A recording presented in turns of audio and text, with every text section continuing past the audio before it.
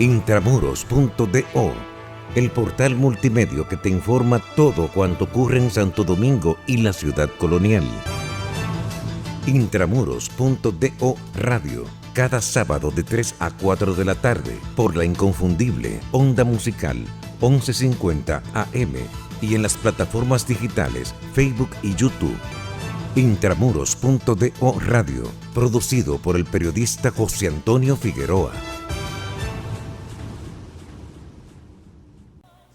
Le damos las gracias por estar con nosotros otro sábado más en este su programa Intramuro.rd. Hoy, como bien tuvieron conocimiento a través de nuestra promoción, tenemos la grata presencia del amigo doctor César Jesurún, experimentado médico cardiólogo del país, quien nos dará informaciones, orientaciones y temas relacionados con la problemática de la salud en República Dominicana. Doctor Jesurún, muchas gracias por aceptar esta invitación. Gracias a ti, Figueroa, por haberme invitado a participar en este programa tan digno, un programa que viene a completar y a llenar un vacío en la radio dominicana, en el sentido de que sirve como difusión y transmisión del conocimiento en las diferentes áreas del saber humano, como son la política, la salud, el medio ambiente, el derecho, la comunidad, otros. Me siento altamente honrado y distinguido por haberme invitado a participar en tu programa. Gracias. Doctor, conversando a nivel personal, interactuando usted y yo en reiteradas ocasiones, hemos tratado la problemática de la crisis de la salud que hay en el país en función de que mi observación en determinado momento me doy cuenta y me di cuenta de que uno va a la plaza de la salud, va a los centros médicos públicos privados, va a los consultorios y de lunes a viernes eso es un lleno, es repleto, y más si son áreas de especialidades, por ejemplo, como le dije del caso que a mí me sorprendió en 2 ocasiones que tuve que ir a Secanot y le pregunté a la enfermera de que si ese público que estaba ahí tan extenso, me dijo que eso era de lunes a viernes, casi 200 personas diarias. De acuerdo a su visión y su experiencia, esa acumulación, esa masa humana que va en busca de los servicios de salud, ¿usted cree que eso es normal? ¿O hay algo que falta para que eso no sea tan voluminoso? Bueno, no es normal. Lo que sucede es que el sistema sanitario nacional está conformado de la siguiente forma: unidad de atención primaria especializada, hospital de primer nivel, hospital de segundo nivel, hospital de tercer nivel. Las unidades de atención primaria básicas son las que se conforman en poblaciones que hay entre 500 y 700 familias. La unidad de atención primaria especializada es que, aparte de un médico general, también hay un ginecostetra, un pediatra, un imagenólogo o un sonografista. Los hospitales primer nivel va a depender el número de camas y el número de servicios que dan. El hospital de segundo nivel también es por el número de camas, más de 30 camas y con especialidades. Y los hospitales de tercer nivel, aparte de que tienen más de esa cantidad de camas que hemos citado, también se forman recursos humanos, se hacen especialidad. ¿Qué pasa? Las unidades de atención primaria, según las informaciones que hemos tenido, hay cifras que son divergentes. Uno hablan de que hay alrededor de cerca de 3.000 a 4.000 unidades de atención primaria. Otros hablan de que hay 1.700, 1.800 unidades de atención primaria divididas en tanto rural como urbano. Entonces, en ese sentido, ¿cuál es la función de una unidad de atención primaria. Un paciente con una enfermedad X, una patología X, hipertensión, diabetes, ese médico de la unidad de atención primaria tiene que hacer las tres grandes funciones: promoción, prevención y darle seguimiento al tratamiento de ese paciente. Entonces, si en algún momento X ese paciente se le complica, entonces es lo que se llama el mecanismo de referimiento.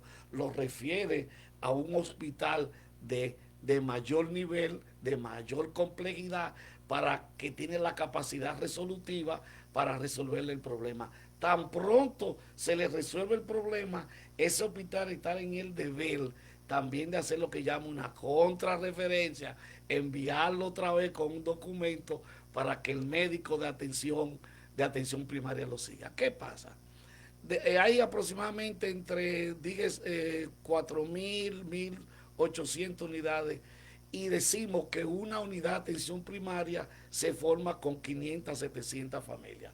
Vamos a coger 700 familias. De esas 700 familias las dividimos entre el número de habitantes que hay en el país. Vamos a coger el último censo, 11, 12 millones de habitantes. Dividimos 700 entre 12 millones y cabe a cerca de 17.142 unidades de atención primaria, que sería la cobertura nacional.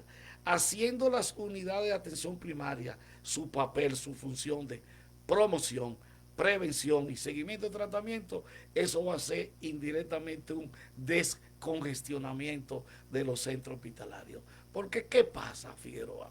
El paciente que es hipertenso, que es diabético, él no quiere tratarse ahí, sino él quiere ir a un centro de tercer nivel y congestión. Entonces, un paciente que tiene ya complicaciones de esa enfermedad crónica antes citada, entonces con ese que va, uno va a encontrar hospitales abrumados.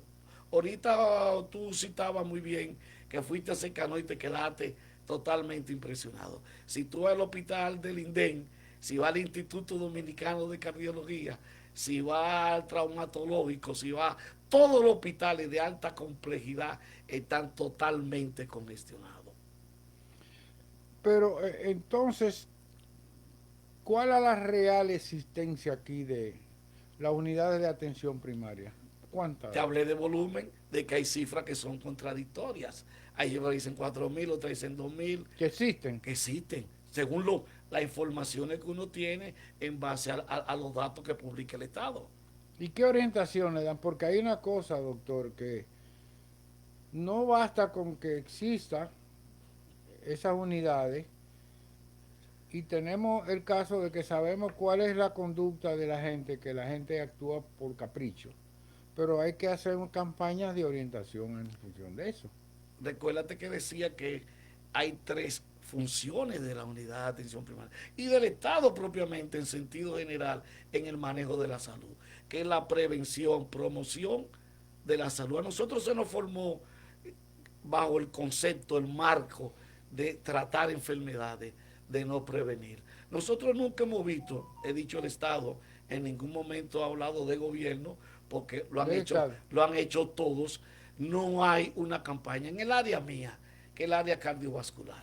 Yo no he visto nunca una campaña de promoción y prevención a las enfermedades cardiovasculares. Cuando yo entré en el año 1987 al Instituto Dominicano de Cardiología en Los Ríos, me recuerdo que vi un afiche en una de las paredes y era un revólver 38 con la masa de los tiros fuera del revólver, y cada tiro era un cigarrillo. Entonces abajo había un letrero que decía: si usted se quiere suicidar, fume. Oye, eso me impactó, siendo yo un médico con apenas 20 y pico de años. Digo yo, oye, qué buena promoción. Yo nunca he visto en el Estado haciendo promoción sanitaria, al contrario, ellos fortalecen más la parte del tratamiento. Y ahí no es que está la solución al El problema. día pasado se estaba discutiendo en el Estado el asunto del capítulo de publicidad de los gobiernos, de que un presupuesto abultado, pero ¿hacia dónde se orienta esa publicidad? Esa publicidad solo se orienta a los gobernantes y los funcionarios, Pero por ejemplo, aquí tenemos ese problema de salud y orientación en cuanto a la salud se refiere, el problema de educación a los conductores, que tenemos un problema serio con el tránsito, y la educación urbana y doméstica para el ciudadano, porque necesitamos una mejor nación, pero aquí dentro del Estado yo siempre he existido, aquí no hay una estrategia de orientación y educación ciudadana. Pero volviendo al caso, yo recuerdo que cuando existía el Instituto Dominicano de Seguro Social, ¿verdad? No era para los asegurados, exacto, pero había una política que también habían recomendados. Pero el Gotier, por ejemplo, era el único hospital de internamiento del seguro, pero aquí ellos estaban rodeados de la capital llena de policlínicas. Esas son las atenciones primarias que yo creo que eran las de la época. La de la época. Sí, sí, sí, es cierto. Entonces, hacían ese papel y se descongestionaba el Gotier. Al Gotier solo iba lo que ellos no tenían la capacidad resolutiva. Claro. Entonces tenían que referirlo a un centro de mayor nivel. Era nada más para internados, cirugía, eso. O sea, que la gente iba a la policlínica. Entonces, por eso yo insistía cuando se estaba en el proceso de crear el sistema de seguridad social, yo me opuse porque yo era directivo de Codopime y yo le señalé que por qué no se tomaba como base el nuevo sistema reformulando el seguro social que ya tenía una plataforma. Eso había implicado que se ampliaban las policlínicas, pero siempre se quieren hacer cosas nuevas para inventar y crear problemas. Y que aparte de eso funcionaba.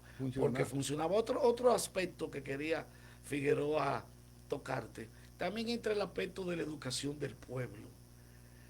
Por ejemplo, te voy a poner un ejemplo, los pacientes de San Cristóbal, de Jaina, no van a consultarse a San Cristóbal, ni están al lado, ellos vienen a la capital. Sí. Es un asunto de una subcultura de nosotros. Esa es otra razón también de sobrecarga, sobredimensiona esos hospitales de tercer nivel y de alta complejidad. Por ejemplo, el Angelita era un lío aquí por eso. Sigue siendo igual, sigue siendo igual, porque te puse un ejemplo práctico. Jaina, el jainero no va a San Cristóbal, él coge para Santo Domingo, y teniendo en San Cristóbal toda una alta gama de especialistas en todo el área del saber médico. Yo creo que hay que hacer, no solamente reformular, sino reorientar la estrategia orientadora para que el ciudadano realmente tome en cuenta, porque incluso un sacrificio que hacen, porque vienen para estar aquí a las 5 de la mañana y salen a las 4, teniéndolo disponible ahí. Fíjate, para mí yo me llama mucho la atención a veces, cuando en mi consulta yo veo pacientes que es hipertenso, que el 30 y pico % de la población mundial es hipertenso, que tiene un proceso viral agudo y él viene y dura todo un tiempo ahí esperándome cuando él pudo haber resuelto ese problema de ese proceso viral en su comunidad. No tenía que venir al cardiólogo. Salud Pública tiene que hacer una campaña a ese respecto. Doctor, mire, hay otro tema que me inquieta y yo lo he vivido a nivel de la familia. En mi familia los Figueroa son altamente diabéticos. El único que se ha salvado de eso he sido yo porque tomé medidas. Yo comentaba con los amigos míos que, por ejemplo, esa ceguera que hay en este país, por ejemplo, digo así, ahí cuando yo voy, he ido 2 veces a Secanor y digo, este país está ciego. Para mí eso tiene como raíces el alto porcentaje de diabetes que hay en el país, porque la diabetes, yo creo que a donde primero ella coge a dar su golpe en la visión de la gente.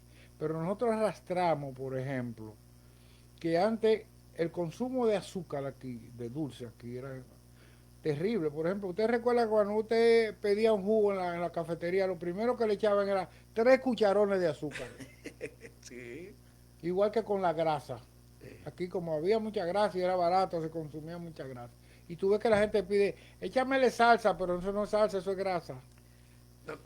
Tu pregunta, la ceguera tiene múltiples causas. Yo no soy oftalmólogo, yo lo que soy cardiólogo, pero la ceguera puede ser por glaucoma, que esa es una de las causas también frecuentísimas, que es la hipertensión intraocular, cuando la presión del ojo está por encima de 20 milímetros de mercurio. La ceguera también se debe a desprendimiento espontáneo de retina, que puede ser por diabetes, por trauma, es multifactorial. Y también que la diabetes te lleva también a la ceguera. ¿Qué pasa? Vuelvo a la educación. Yo creo que la educación de los pueblos, y la educación es desde en los 5 años. Una vez comentaba yo en el entorno social que me desenvuelvo, que las escuelas debieran dar, dado el alto nivel de accidentes que ocurre en este país, que creo que ocupamos el primero o segundo lugar en el mundo, de que debiera haber una materia que se llame educación vial. Desde los 5 años, educación vial 1, educación vial 2, hasta que llegue al final a bachiller, incluso darle, como hacen en otros países, otras Antillas menores como Curazao, que para tú graduarte de bachiller también te va con tu licencia y va con una educación verdaderamente vial. Yo vengo recientemente de Uruguay, de Montevideo, donde tuve un tiempo, y allá quedé totalmente sorprendido. Tan pronto un transeúnte pisa la raya de la cebra, el que venga se detiene. Se detiene. Eso no es de esa es la educación. Yo lo vi casi en un mes, un accidente. Y Montevideo debe tener, creo que tiene entre 200 y algo de kilómetros la ciudad de Montevideo. Y yo caminé 200 kilómetros a pie, porque yo camino todos los días allá en Montevideo también. Y no coincidió nunca que vi un accidente automovilístico. El problema, doctor, que mire, nosotros hemos insistido, y Jerry es testigo y todos los radioyentes, aquí que hemos criticado que desde el Estado se cometió el gran crimen de Estado, yo puedo decir, para mí es un crimen, haber eliminado la enseñanza de moral y cívica en las escuelas. Que esa moral y cívica puede ser incluida incluso el asunto de educación en asuntos de tránsito. Educación vial, sí. Educación vial. Pero ¿qué pasa? Y he dicho siempre que lo sorprendente es que en un régimen de la tiranía de Trujillo, que ayer fue un aniversario de Sí. su muerte, en un régimen tiránico, porque aquí dicen dictador, no, Trujillo fue un tirano, dictador es una cosa y tirano es otra, se daba la moral y cívica en las escuelas. Y cuando llegan entonces los demócratas la quitan. ¿Quién entiende eso? ¿Qué explicación tiene eso? No tiene, Figueroa, explicación. No tiene explicación. Entonces, Hemos oído... Entonces, eso es que yo digo que hay una demagogia con el llamado antitrujillismo, pero que es un antitrujillismo mentiroso y falso, porque del trujillismo lo que había que eliminar era el estilo de gobernar tiránico, pero en cuanto a Estado y sociedad había que reformular algunas cosas, pero seguir por ese mismo camino, porque la sociedad era disciplinada y el Estado era disciplinado. Hay un dicho famoso que dice: siempre en el proceso revolucionario de cambio de la sociedad, de lo viejo hay que coger lo bueno y hacerlo. No es que porque sea viejo es malo, no es eso. Okay. Se coge lo bueno y se le agrega lo bueno de la novedad. Pero fue un plan de llamado destrujillización. Por ejemplo, mira, los españoles hicieron su transición después de la muerte de Franco, pero los españoles no desfranquizaron España. No. Ellos siguieron, establecieron su socialdemocracia, hubo un relevo, porque aquí no hubo relevo, sino heredero. Entonces, tanto es así incluso que todo era con el objetivo de que esas riquezas, que eran propiedad de los Trujillo, de Trujillo principalmente, pasaron a ser del Estado, pero ellos se la departieron todo. Pasaron a ser del Estado y cayeron en manos privadas, y hoy día están en manos privadas. En el área de la salud, por ejemplo, mira, yo recuerdo que a las escuelas y a los hospitales iban todo el mundo de clase media, por todo el mundo a atenderse. De mi pueblo de San Pedro, nosotros estudiábamos juntos, la gente de lo que le llamaban los riquitos. Es más, yo le compraba a un riquito un desayuno escolar, que me gustaba muchísimo. Eso traduce el nivel de competencia que había en la educación pública. El nacimiento de los colegios privados es fruto de las debilidades con el paso después de esa tiranía que fue degradándose el sistema La educativo. deficiencia, igual que el tránsito también. Todo, La falta de todo. un transporte, por ejemplo, efectivo y darle continuidad a eso fue lo que hizo que la gente tuviera que hacerse de su propio transporte y su vehículo y hoy tenemos el dolor de cabeza de que el 50% de la población aquí todo el mundo tiene desde un motor hasta un vehículo, un parque vehicular que es insoportable. Otro dato que vi allá en Uruguay fue ese. Un, 3 líneas de autobuses, una del Estado y 2 privadas. Pero esas 2 privadas es alineada, es lo que diga el Estado y el cobro igual o menor de lo que cobra el Estado. Aquí, yo digo, ¿cuánto se parece a mi país? No, no, no. Vamos a unos mensajes con nuestro gran amigo Jeffrey.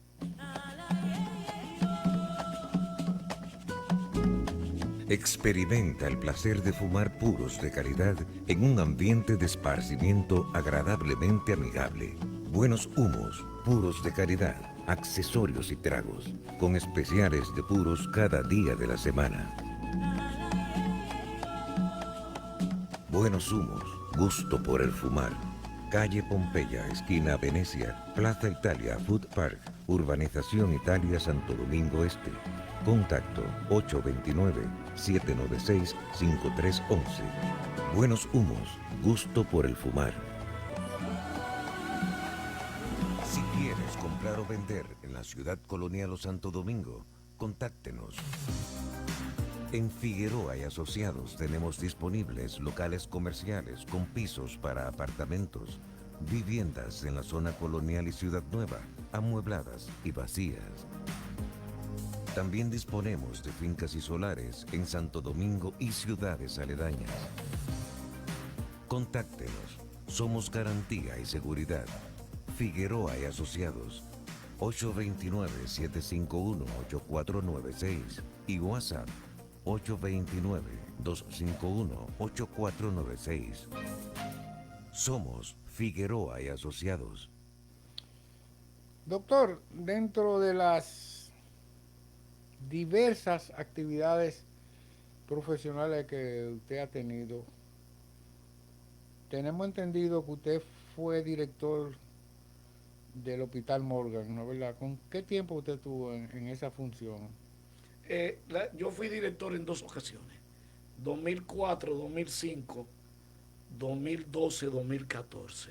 Fui director del hospital. Yo entré al hospital doctor Luis E. Aybar como médico interno, como estudiante primero, después médico interno, después fui residente de medicina interna, después fui encargado de la sala de cardiología de hombres, encargado de la sala de cardiología de mujeres, después fui coordinador de la residencia. El coordinador es el que forma al médico general a ser especialista.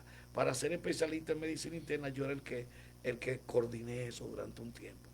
Posteriormente entonces ocupé las posiciones de director en 2 ocasiones. Eh, Aparte de esa función de responsabilidad profesional, eh, yo tengo conocimiento que usted ha llevado a cabo muchas actividades sociales en el área de la salud. Por ejemplo, a nivel de las fundaciones, algunas que yo conozco, usted ha sido un gran colaborador y un activo servidor de esas instituciones. ¿Qué puede usted decirnos de esa función que usted ha? Porque usted fue fundador de una Sí. fundación. Mi Lares en el área del ámbito social comunitario empezó en mi barrio. San Carlos siempre pertenecí a, lo, a los clubes deportivos y culturales de ellos. Después, ya que en el ejercicio me hice médico y médico cardiólogo, entonces formé parte y llegué a ocupar la dirección de una fundación, se llamaba Fundación Salud y Bienestar Incorporada, FUSABI, que tenía como área de operatividad 2 provincias del sur largo. Era la provincia Independencia y la provincia Bauruco. En ambas provincias nosotros ejecutamos durante años, 2 o 3 décadas, proyectos de diferentes áreas comunitarias. Una era, junto con ayudas internacionales, lo que se llama la promoción de la lactancia materna. 2, el, la el espaciamiento de los embarazos en esas poblaciones con programas. 3, la control de enfermedades diarreicas y terapia de rehidratación oral. La terapia de rehidratación oral, eso vino al mundo a principios de la década de los 80, fruto de que los niños en poblaciones y regiones que estaban lejos de los hospitales se deshidrataban por cualquier enfermedad gastroentérica. Entonces, cuando venía a llegar a las ciudades, ya el niño estaba prácticamente en una etapa irreversible de su cuadro. En tal sentido, las autoridades de la OMS, la OPS, pusieron en ejecución el plan de terapia de rehidratación oral, que consiste, se le enseñaba y se le enseña, creo que hoy día todavía a las madres, a preparar suero casero. El suero casero se preparaba 1 litro de agua con 3 cucharadas de azúcar y una de sal, y ese niño entonces se hidrataba de manera periódica hasta que llegaba a recuperarse, para cuando llegue donde nosotros, a los hospitales de alta complejidad, entonces ya el niño no fallecía en el momento. Ese era otro programa que nosotros teníamos. Otro programa que nosotros teníamos... El primer auxilio en eso. Sí, y la muerte que se evitan. Sí. La cantidad de muertes, cientos de miles de muertos. Con una sencillez. 1 litro de agua, 3 cucharadas de azúcar y 1 cucharada de sal. Y se lo dando al niño de manera dosificada. Para los líquidos que él pierde, el azúcar que él pierde con la evacuación y todo, eso se recompone. Y primer auxilio para hidratación. Se restablece. Y además instituciones que usted... En mi barrio, en San Carlos, yo dirigía el programa de salud del barrio. El programa de salud del barrio estaba conformado por 13 juntas de vecinos. Entonces nos reuníamos todos los lunes, es un programa precioso, todos los lunes a las 7:30, 8, cuando salía del Instituto Dominicano de Cardiología, nos reuníamos ahí los presidentes de la junta de vecinos y nosotros llegamos a conformar, y ese era uno de mis sueños, dejarlo como un legado, era prácticamente una unidad de atención primaria, que en San Carlos habían 2 en ese momento, pero entonces lo que tú muy bien decías ahorita, Figueroa, de que no es solo que exista la estructura, sino es que funcione la estructura. Claro. Entonces, no funcionaban y yo llegué a solicitarle a la ONE, a la Oficina Nacional de Estadística, un mapa, el mapa de San Carlos, y lo tenía en la oficina. Entonces, compré varios pines de diferentes colores para identificar las enfermedades. Me senté con el equipo técnico y conformamos un formulario de recolección de información de salud, y que la calle, el número, la persona, todo, hicimos un censo. Me recuerdo que el proyecto piloto se ejecutó en la calle Cuba. La calle Cuba es una calle corta de San Carlos que está entre el Abreu y la Juan Bautista Vicini. Y elaboramos el formulario de recolección de informaciones de salud, soltamos a la junta de vecinos con todos sus miembros como brazo operativo para que recolectara eso, y después nosotros, los técnicos, nos sentábamos a recopilar esa información. ¿Cuál era el objetivo? Yo quería saber cuántos pacientes diabéticos había en San Carlos. Entonces yo, como tenía el mapa de la calle, le ponía el verde, era la Cuba, hay 2 verdes, eran 2 diabéticos. Habían 2 personas con cáncer, rojo, personas con hipertensión, amarillo. Entonces, un censo de salud. Yo de mi oficina, yo sabía. Entonces, ya el médico de ahí, de la unidad, que era lo que te digo, que no es solo que exista, sino que funciona, que le dé seguimiento, porque hay un dicho muy manoseado, que el que tiene la información tiene el poder. Yo sabía que tengo en San Carlos 8 pacientes psiquiátricos distribuidos en tal y tal y tal de la calle. Cuando uno habla así, habla con propiedad y puede tomar políticas para mejorar eso. El gran valor de las estadísticas es eso. Mira, pero ese tema se puede retomar, porque yo tengo pendiente que yo hablé con la nueva presidenta de la Unión de Juntas de Vecinos de San Carlos, y ella en esta semana, por motivo del Día de las Madres, que tuvieron muchas actividades, no pudo atender la invitación y prácticamente creo que la tenemos programada. Ese proyecto puede retomarse ahora incluso como piloto, no solamente para San Carlos, sino para todo, porque ahora mismo la Junta de Vecinos está muy activa y los ayuntamientos incluso están trabajando mancomunadamente con ellos y todas las instituciones. O sea que ese proyecto se puede retomar y planteárselo para que la unión de juntas de vecinos, que son 15 que hay ahora, me dijo ella. Nosotros entrevistamos al nuevo presidente de la Junta de San Carlos, del área de ustedes, pero son 15 que hay allá en San Carlos por todas. Y se puede plantear que ellos dentro de su agenda incluyan de nuevo retomar eso, porque si la, si la integración ciudadana se va, esas cosas se logran, se logran. Lógico. Y hay otro proyecto que también es precioso, que incluso nosotros involucramos las escuelas. Nosotros identificamos los centros escolares públicos y privados en San Carlos. Entonces, el dengue ha sido una enfermedad endémica, no solo aquí, en gran parte del mundo, de los climas tropicales y subtropicales. Y el dengue estaba en esos años en su mayor nivel. Nosotros agarramos y capacitamos a los presidentes de Junta de Vecinos y a los miembros de la Junta de Vecinos de San Carlos en la prevención y promoción de dengue. Y cogimos casa por casa y le colocábamos un sticker. Por aquí pasó la Comisión de Salud, esto, aquello.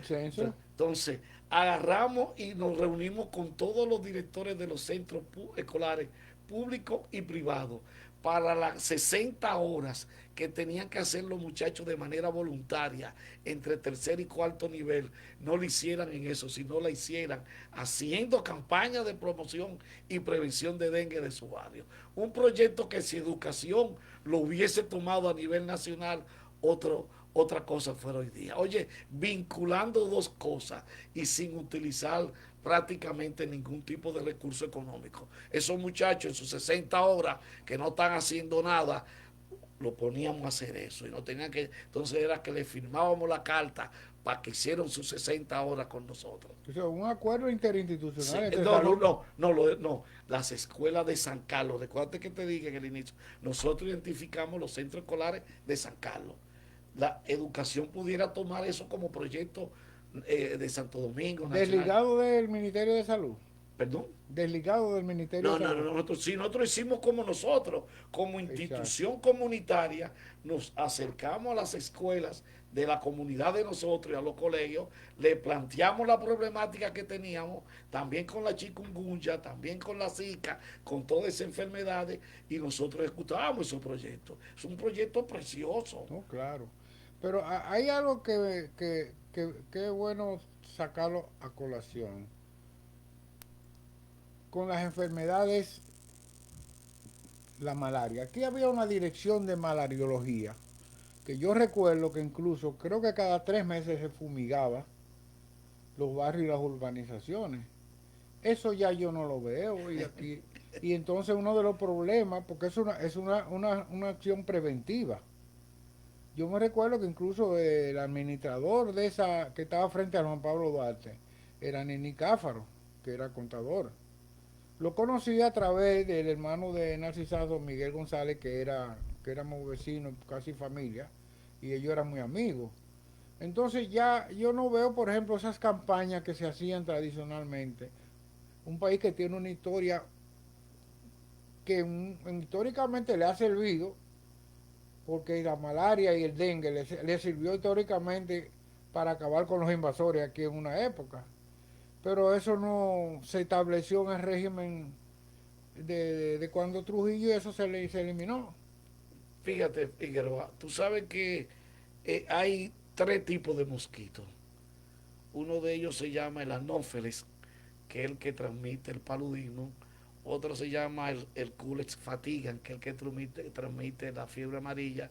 Y el otro se llama el Aedes aegypti, que es el que transmite el dengue. Entonces, se han perdido.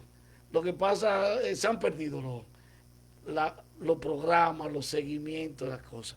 Dame darte una explicación nada más así sencilla. Tú sabes que hay el Servicio Nacional de Salud y hay el ministerio. ministerio.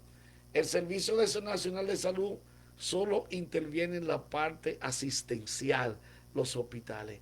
El ministerio en la parte de los programas de prevención, programa de prevención de VIH, programa de tuberculosis, programa de malaria, programa de SIDA. Entonces, habría que ver. El-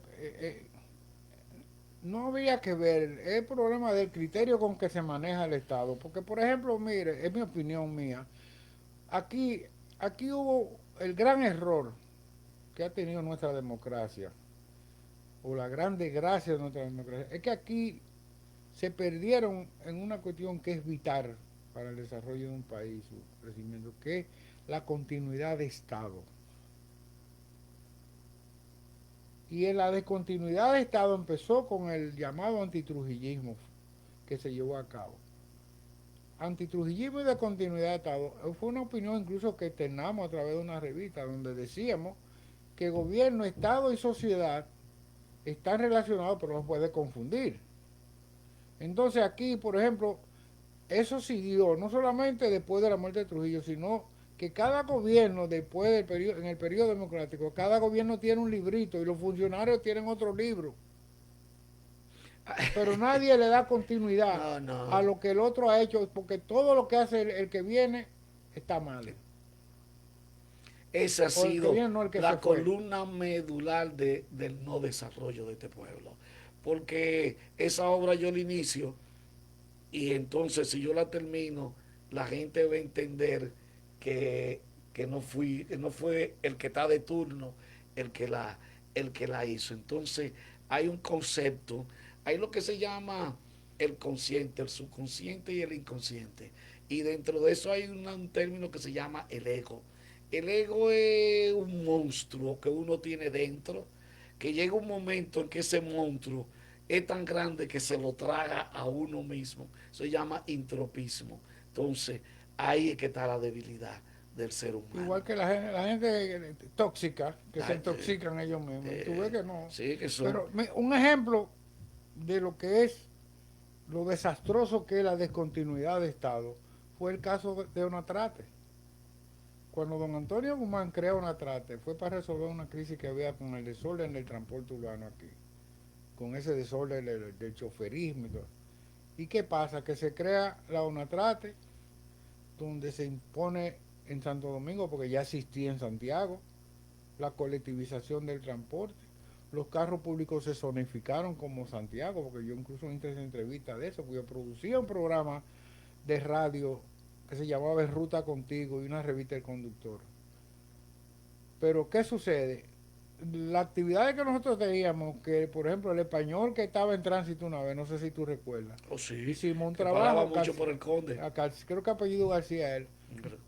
En los programas tuvimos que retirarlo porque no nos respaldó nadie, ni el Estado, ni las compañías de seguro, ni nadie, porque por ejemplo la compañía de seguro, los accidentes son un negocio porque ellos tienen una reaseguradora. O sea, el aspecto social, la cuestión de la consecuencia negativa socialmente no le importa. ¿Y qué sucede? Que cuando se da el caso de que Onatrate es producto de don Antonio Guzmán, pero cuando viene del mismo PRD, don Jorge Blanco, la echa a un lado porque eso era Lo hizo de Antonio Guzmán, la gestión anterior. sí, de la gestión anterior. Entonces, así, después vino Balaguer con su banderita también. Y ahí hoy tenemos el gran dolor de cabeza, que es lo más terrible que tiene este país, la problemática del tránsito aquí, que es un caos que el Estado no ha podido, por más que se hayan inventado y que traen técnicos de Japón. No. La solución a ese problema es si hay una voluntad de autoridad para resolver, Esa porque es ahí la hay palabra, es apoyo. voluntad. Y siempre teniendo como norte la sociedad, la parte social, no lo particular. Mientras prime lo particular, nunca va a haber desarrollo social. Doctor, y ese problema no se puede retomar, por ejemplo, las sociedades profesionales de los médicos debían tomar carta en el asunto de presentarle propuestas al Estado, de hacer campaña, por ejemplo, de prevención y de orientación en las distintas áreas de salud, por ejemplo, a nivel de cardiología, el Instituto de Diabetes, el Instituto de cáncer. del Cáncer, porque, por ejemplo, mira, ahora mismo hay un problema, el alto índice de cáncer que hay en este país no tiene. Cuando yo tenía la imprenta, yo le producía la factura al Instituto del Cáncer de ahí, donde estaba Segura, y eran 100 talonarios a la farmacia que le hacíamos mensual. Y yo le dije, pero ven acá y esto. Y dije, no, eso está acabando con este país. Y me recuerdo como ahora que en un congreso que fue Segura, él trajo una tablilla que era el congreso y lo que habían establecido era que la labor preventiva era la clave mientras tanto sobre el asunto del cáncer. Una vez yo di una conferencia en el hospital Dr. Luis Ibar y el tema era expectativa de vida y causa de muerte en el siglo XIX, en el siglo XX y en el siglo XXI.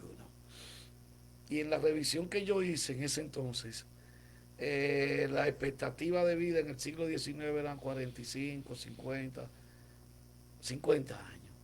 En el siglo XX fue aumentando 58, 62, 70. Y ya en el XXI, Japón anda creo por 84, 86% de expectativa de vida. La expectativa de vida va ligada, obviamente, al nivel educacional y al desarrollo de los pueblos. Mientras más alto el nivel educacional y el desarrollo de los pueblos, la gente vive más. Entonces, la causa de muerte en el siglo XIX generalmente eran las enfermedades infecciosas y las guerras. ¿Y las? Guerras. Ajá. Las guerras. La causa de muerte en el siglo XX entran tres grandes causas de muerte en los países desarrollados y subdesarrollados, que son las enfermedades cardiovasculares y sus complicaciones, entiéndase infarto agudo del miocardio, evento cerebrovascular, insuficiencia cardíaca, otros. La segunda causa de muerte, las enfermedades neoplásicas, los cánceres. La tercera causa de muerte, las infecciones o accidentes. Pero en Estados Unidos hay una tercera causa de muerte, que es la que se llama iatrogenia. Iatrogenia es un término médico que significa la muerte ocasionada por el médico. La tercera causa de muerte en Estados Unidos es ocasionada por el médico. ¿Cómo así? O con un efecto secundario que le indicó una medicina inapropiada, la que no llevaba. Ya. Entonces, es una acción criminal, entonces. No, eso no, incluso no es penalizado, porque los medicamentos dan efectos secundarios. Pero la gente no lo sabe. Sí, pero tampoco por los médicos no lo puedes saber, porque si yo no sé si ese medicamento te va a hacer daño a ti y yo entiendo que tú debes usarlo. Es una reacción inadvertida. Exacto. Pero hay otra cosa, doctor. El alto índice que hay Entonces, ahora vuelvo, no se me quedó lo del cáncer. En la medida que la gente vive más, ahí que el cáncer se desarrolla. Si uno busca la incidencia de cáncer en relación a edad, es por encima de los 50. Lo más frecuente, el cáncer de próstata, el cáncer de colon, el cáncer de mama. El de mama se puede mover más jóvenes, el cáncer de pulmón. Entonces, no había tiempo para esa persona haber vivido, para haber desarrollado el cáncer en el siglo XIX, porque moría de 45, 50. Pero tengo entendido y lo oí comentado cuando le hacía el trabajo al Instituto de Cáncer, que generalmente ese tipo de enfermedades son genéticas, o sea, con lo que le llaman popularmente hereditarias. Entonces, aquí, por ejemplo, mucha gente, por ejemplo, yo viví, por ejemplo, con mi hermano, que mi papá de crianza, que era el papá de él, fue la primera vez que yo oí hablar, por ejemplo, del problema de la próstata. Okay. Y me recuerdo que Mr. Dio en San Pedro de Macorís, cuando el tío Lelo, Mr. Dio se la tipó y él no murió de eso. Mi hermano después tuvo problemas y me dijo, no, que yo me operé, que digo, ok, porque fue de la próstata. Y digo, ¿y por qué tú no te chequeaste eso y te monitoreaste eso? Tú tenías que ir. Y digo, no, pero ¿y por qué? Digo yo, pero tu papá murió de eso. Mira, yo no lo sabía, digo, tú no me preguntaste. O sea, a él le salió. Cuando yo me formé de médico en los años 75 hasta los 83, el año que me gradué de médico, eh, habían 4 grandes causas de cánceres que todavía entiendo que hoy sí existen. Y son, primero, genética; segundo, química; tercero, radiaciones; y cuarto, virales. Hay virus que producen cáncer. Te voy a citar uno: el virus del papiloma humano. Ese produce cáncer, que se encuentra en algunas pacientes en el área ginecológica. Entonces, eso produce cáncer. Cáncer. También las radiaciones, gente que se exponen frecuentemente a radiaciones, eso tiene esas células que están normales, que están la despiertan y le sale un cáncer. No hay una causa específica, lineal, que tiene que ser. ¿Dónde están las radiaciones? ¿Cómo Una gente que se tira mucha placa, una gente que se hace mucho estudio, radiaciones. Radiaciones son cancerígenas, las radiaciones. Otras son las químicas. La química, la gran mayoría de alimentos que uno consume son embutidos que tienen un alto contenido preservativo. preservativo, de nitrosamina. Entonces son cancerígenos también. Entonces, la cosa no podemos verla de manera nada más unifocal, sino tenemos, lo genético juega un papel. Se adquiere también. No, pero entonces se adquiere. Sí. No es nada más de que es porque tu heredad. La diabetes también, genética. Y eso es súper genética. Y la diabetes tan como el cáncer también, que tiene la propiedad o la particularidad que puede brincar generaciones. Sí. Le puede tener mi abuelo, el hijo no, el nieto no, pero el bisnieto que no conoció a ese señor debuta con ella, porque el gen sigue ahí. Entonces, fíjate, la medicina no es tan sencilla como se ve. A nosotros nos enseñaban, esos profesores son maestros de la medicina, que tuvimos la suerte de haber sido alumnos de ellos, de que no hay enfermedades, lo que hay son enfermos, porque la gripe es una enfermedad, pero a una gente le da tos y fiebre, a otro le da náusea y vómito, a otro le da diarrea, a otro le da dolores articulares y escalofrío, y son 4 pacientes con síntomas diferentes que tienen la misma enfermedad. Y para la diabetes, ¿qué recomendación debe llevar a cabo una persona que sepa, por ejemplo, que en su familia, en su gen realmente portan precisamente esa enfermedad? Por ejemplo, para evitar, se puede monitorear y tomar medidas preventivas para todo, para la presión, para todo. Primero es comer saludable. Segundo, hacer ejercicio de manera diaria, todos los días del mundo. Tratar de estar lo menos posible bajo estrés emocional.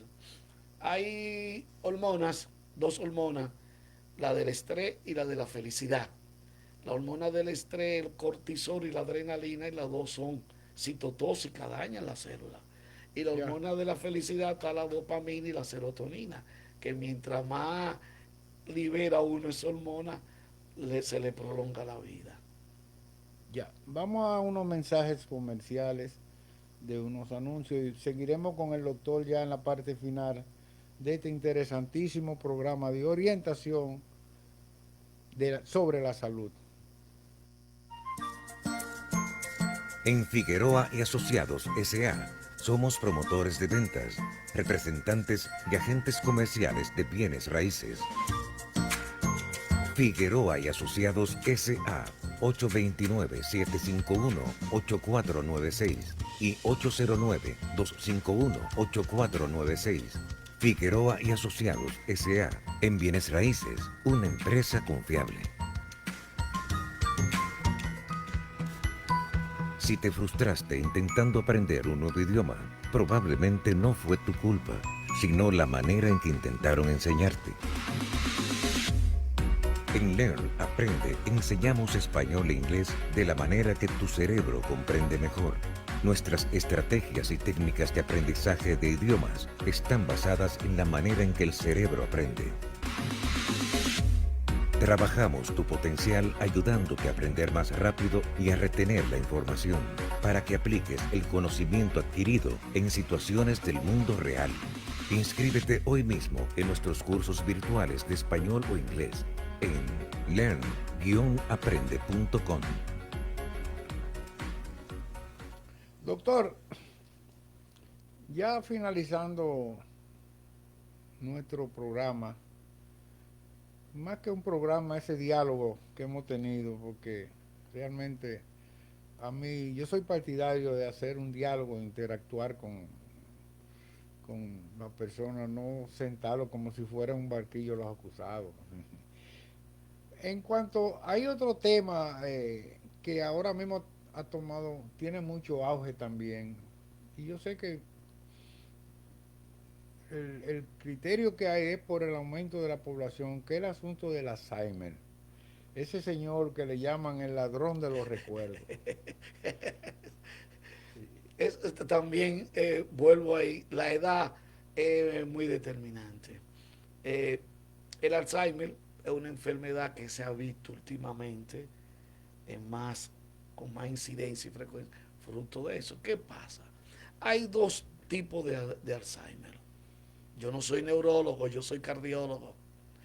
Uno es neuronal, que es que la neurona se le deposita una sustancia amieloide y le daña su funcionabilidad como tal, entonces lo lleva al Alzheimer. Otra es vascular, que se producen microinfartos vasculares, que puede ser por diabetes, por aterosclerosis, por hipertensión, por cualquier etiología.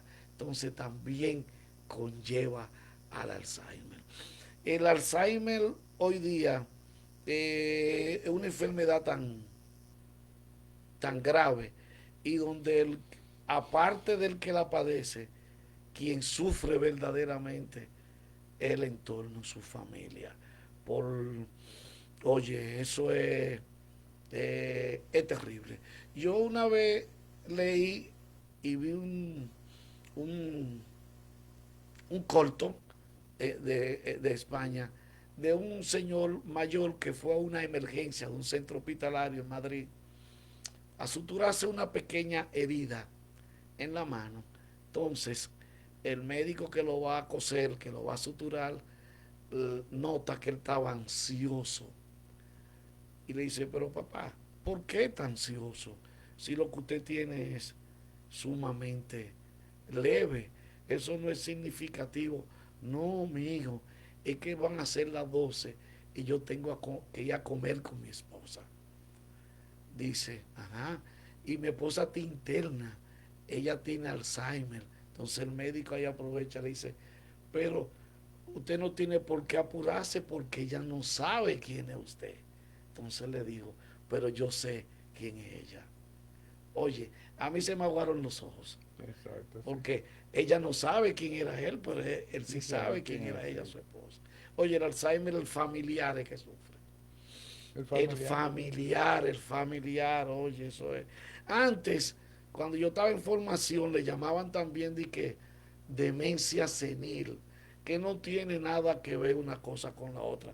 Ese viejo está esquizofrénico. No, eso no era esquizofrenia, no, eso era Alzheimer.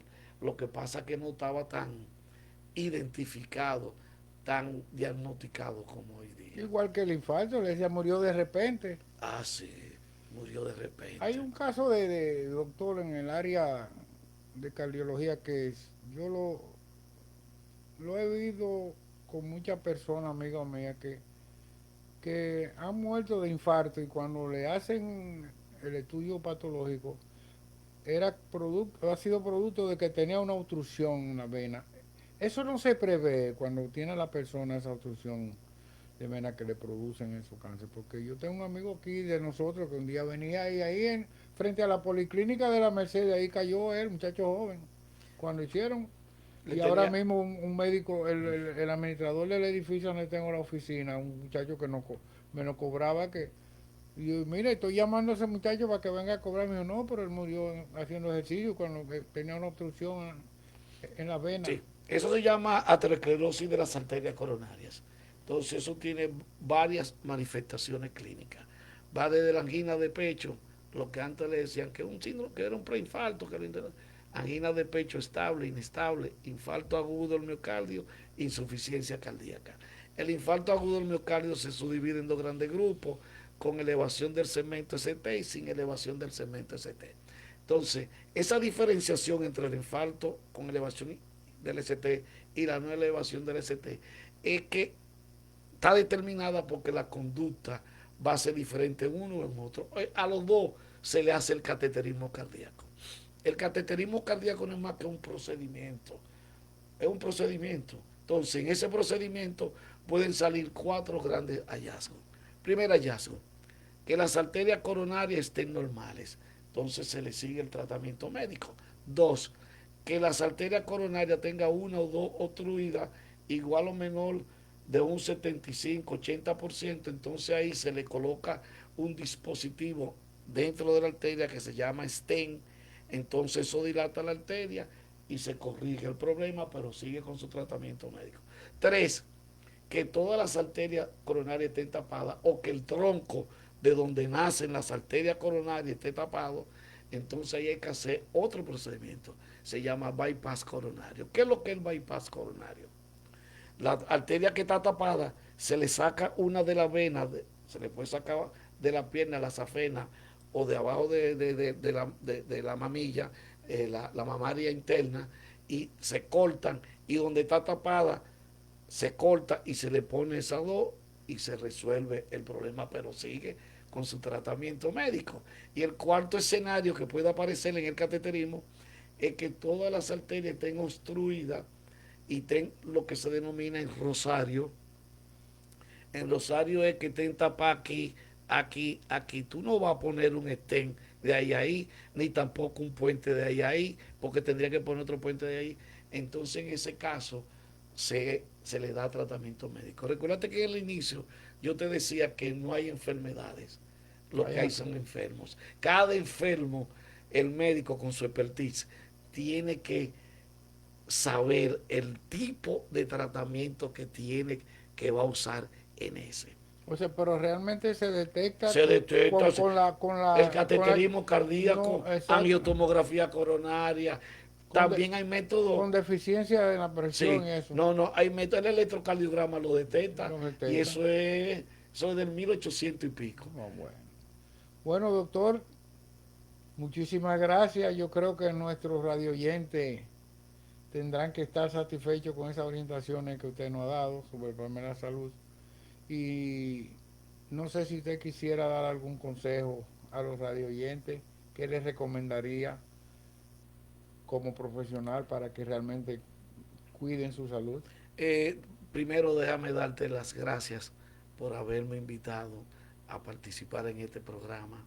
Oye, que excelente. Gracias. Y segundo, yo creo en la modificación del estilo de vida. Comer lo más saludablemente posible. He notado que las dietas son costosas, y la gente es un país pobre. Por eso es que cada cosa hay que adecuarla a su realidad. Vivir su vida, ser feliz, no hacerle daño al otro, hacer ejercicio diario, y eso le va a prolongar mucho la vida. San Gimignán dijo en una entrevista que él no podía poner sus pacientes a dieta porque ellos eran pobres y se criaron en dieta pasando hambre. No, pero eso es la verdad. Yo soy médico y a mí no me gusta poner dieta por una sola cosa. Porque al paciente lo miramos de la parte integral, biopsicosocial y el entorno. Si yo le digo a un paciente que no coma arroz, que no coma carne roja, que no coma esto, él va a estar 1 mes, 2 meses, 3 meses, y al cuarto mes le va a decir a las 10 de la noche a la mujer, hazme un arrocito blanco, que estoy antojado, porque la parte humana, entonces ya todo aquello que hicimos, lo tiré por la Pero borda. es un problema también que tiene que ver con los hábitos y costumbres, tienen mucho peso. Sí, no, totalmente. Pero hay recursos, mira, dentro del marco de la pobreza en el sentido, porque una cosa es la miseria y otra es la pobreza. En el ambiente pobre tienen mucha alternativa para variar y hacer una dieta Bueno, y no tener esa rutina. Que me tocaste ese tema de la pobreza y la alimentación. Los alimentos tienen 4 grandes componentes: las grasas, los carbohidratos, azúcares, y la proteína y la vitamina. La misma proteína que tiene una langosta la tiene una pica pica. Lo que no son proteínas de calidades diferentes, pero es la misma proteína. Entonces, pero la gente, la langosta le da estatus, la pica pica no. Sí, pero por ejemplo, Entonces, si usted tiene para comer pica pica, cómase su pica pica. No, y las sardinas, que Usted tiene omega 3, omega 6, omega 9, los ácidos grasos poliinsaturados. Las ensaladas que tienen, también están las pastas. Por ejemplo, las harinas, por ejemplo, la harina de maíz. Aquí Oye, el maíz tiene todos los aminoácidos, excepto uno que llama el tritofano. Oye, el maíz, porque tú ves esos suramericanos y centroamericanos siempre que están bien alimentados, y es por el maíz. Entonces, vuelvo al tema, coma lo que usted tenga, pero coma lo sano, sea feliz, haga ejercicio. Porque hay una frase que yo llevo mucho en mi cabeza y es en latín, que dice: memento mori, recordamos que somos mortales. Sí, pero hay una cosa que pueden hacer un menú, que rompan la rutina y hagan un menú dentro de esas disponibilidades. Porque la cuestión es no comer lo mismo todos los días, sino hacer un menú. Mira qué es lo que pasa, Figueroa. Se puede hacer un menú cuando tú tienes los recursos para comprar, pero cuando tú vives el día a día, el menú tú lo haces en el momento. Pero de esa disponibilidad hay variantes que tú puedes hacer. Hay cuestión de educación también. Es que la gente tiene que educarse también en eso. Yo creo en la educación. Sí, pero hay algo, bueno, es como, dime, todo es cuestión de educación. Yo creo en la educación. Al final de cuentas. Doctor, muchas gracias. Y gracias a nuestro amigo Jerry por ese gran soporte. Y a nuestro gran amigo que le envió saludos, Jerry, Monchi Arias. Prácticamente ya Monchi es el coproductor de este programa. Es el jefe del programa. Hasta el próximo sábado, amigos radioyentes y televidentes. ¿Cuánto?